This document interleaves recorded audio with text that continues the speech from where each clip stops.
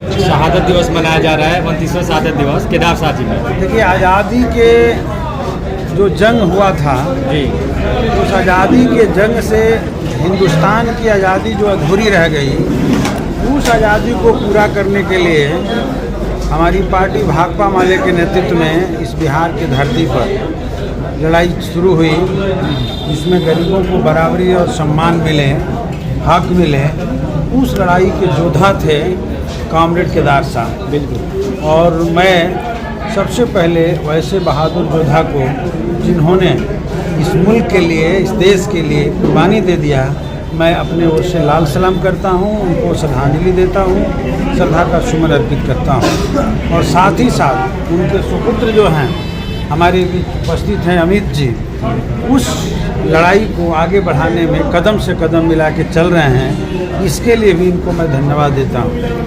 अब ये बात सही है कि आज चुनाव का समय है और आज केदार जी भी हमारे बीच रहते तो इस काम में लगे होते, इसलिए मैं संपूर्ण लोगों से अपील करना चाहता हूं कि इस बार का जो बिहार का चुनाव है वो एक बहुत ही महत्वपूर्ण चुनाव है।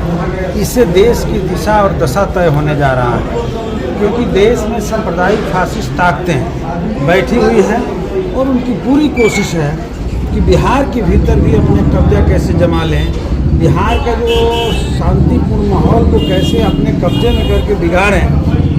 तो ये चुनाव यह तय करेगा कि बिहार से भाजपा जैसी ताकतों की, जो देश के साथ धोखा किया है, फरेबी किया है, देश को बर्बाद किया है, नौजवानों के साथ धोखा किया है, उसको खदेड़ा जाए, कि उसको लाया जाए।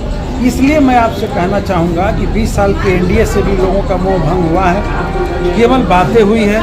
सच्चाई यह है कि एक इंडस्ट्री नहीं लगा, एक नौजवान को नौकरी नहीं मिली, अगर मिली तो 17 महीना में जब हम लोग साथ आए तब मिली। तो इसलिए बिहार में बड़े पैमाने पर अभी भी पलायन है, बड़े पैमाने पर बेरोजगारी है, भुखमरी है, बदहाली है, गरीबी है, महिलाओं का शोषण है और महिलाओं पर अत्याचार है। तो इससे मुक्ति के लिए इंडिया गठबंधन के नेतृत्व में एक नया बिहार चला है, एक नया हवा चला है। इस हवा के साथ हम अपील करेंगे कि तमाम लोग खड़े हो जाएं और खड़ा होकर के पूरे बिहार से एकजुट होकर के एक बड़ी एकता का निर्माण करते हुए इंडिया गठबंधन के नेतृत्व में तेजस्वी जी को मुख्यमंत्री बनाएं। अच्छा विधायक जी, सॉरी, आप महागठबंधन के भी प्रत्याशी हैं और देश के गृह मंत्री का बिहार आते हैं और आने के बाद से सिवान पर अटैक करते हैं, सारण का बिस्लरी पर अटैक करते हैं कि पूर्व सांसद डॉक्टर मोहम्मद सादुद्दीन साहब के पुत्र को टिकट दिया गया है। कहना क्या चाहते हैं आखिर हमारे बिहार के जो युवा हैं, बिहार के लोग कहाँ, ये दूसरा कोई मुद्दा है ही नहीं।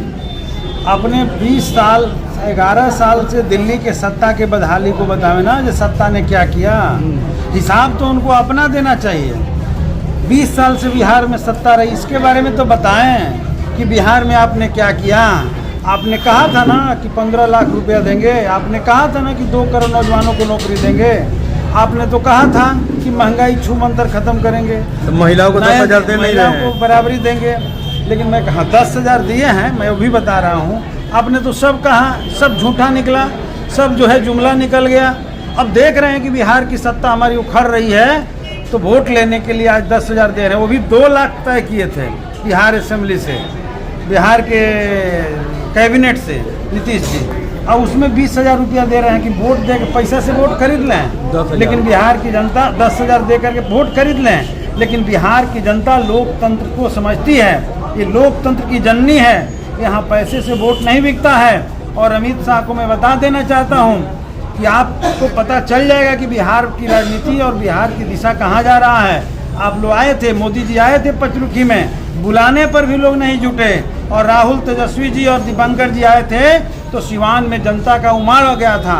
ये बता रहा है कि बिहार किस दिशा में चल पड़ा, बदलाव की दिशा में जा रहा है, बदलाव की दिशा में जा रहा है। शब्द जरा शहीद कॉमरेड केदार साहब जी के शहादत के बारे में थोड़ा सा बता दें। देखिए, बहुत ही खुशी की बात है, गर्व की बात है कि हमारे पिताजी ने जिस विचारधारा के लिए, जिन लोगों के लिए लड़ाई लड़ी, जिस पार्टी के लिए लड़ाई लड़ी, आज 29 साल उनके शहादत हो जाने के बाद भी उसको याद किया जा रहा है। ये दर्शाता है कि हमारे पिता ने, हमारी पार्टी भाकपा माले ने दबे कुचले गरीब गुरबों के लिए जो लड़ाई लड़ी थी, वो सही दिशा और सही विचारधारा और सही दिशा की तरफ लड़ाई लड़ा था, जिसकी वजह से उनके चाहने वाले, उनकी पार्टी उनको आज याद कर रही है। ये हमारे लिए गर्व की बात है। और हम चाहते हैं कि ये चुनाव का माहौल है, चुनावी मौसम है, तो जिस विचारधारा के लिए, जिन लोगों के लिए वो चाहते हैं कि समाज में समानता का अधिकार मिले, बराबरी का हक मिले, गरीब दलित पिछड़ों सबको शैक्षणिक, राजनीतिक, आर्थिक रूप से समान अधिकार मिले, तो हम चाहते हैं कि इस बार उनके सपनों को पूरा अगर हम लोग करना चाहते हैं तो महागठबंधन के पक्ष में जोरदार तरीके से वोट करें और महागठबंधन को जिताएं, तो हम लगेंगे ये हमारे पिता के लिए सच्ची सरकार। हमेशा कमज़ोर गरीबों दलितों की आवाज़ उठाने वाले नेताजी ने हमेशा आवाज़ उठाया है, और आपको भी देखा गया है कई ऐसे जगह पे पुलिस या लाठीचार्ज भी हुई है गरीबों पे, तो आपने वहाँ पे आवाज़ उठा करके खड़े रहे हैं और अपनी पूरी ताकत दिखाई है, झोंका है आपने। क्या लगता है कि आने वाले दिन में यही साहस आप रखेंगे या फिर अपने आप को कहीं असहज महसूस करते हैं?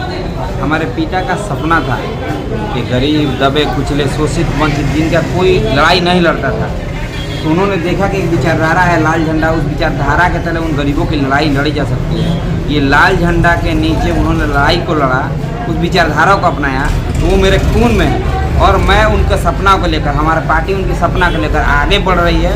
वो चाहे सफाई मजदूर हो, चाहे आशा हो, चाहे रसोईया हो, ये तमाम लोगों को चुनाव के बाद हम लोग स्थायीकरण कराने का काम करेंगे, उनको पक्का मकान दिलवाने का काम करेंगे, जिनका ज़मीन नहीं हो भूमिहीन को 5 डिसमिल दिलवाने के लिए लड़ाई लड़ेंगे। इन तमाम चीज़ों पे काम होगा। हम लोग की पहली प्राथमिकता उन गरीबों को उनका हक अधिकार दिलाना। ठीक।